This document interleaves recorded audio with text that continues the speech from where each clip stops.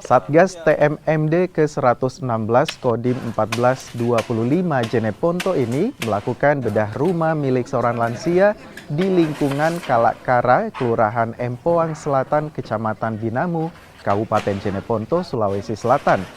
Rumah milik Nenek Kamange dibangun ulang lantaran alami kerusakan parah dan tak lagi layak huni.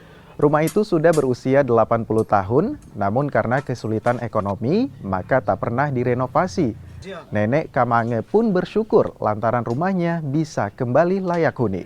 Terima kasih. Ulangi Nenek. Ya ulangi Nenek. Terima kasih kan.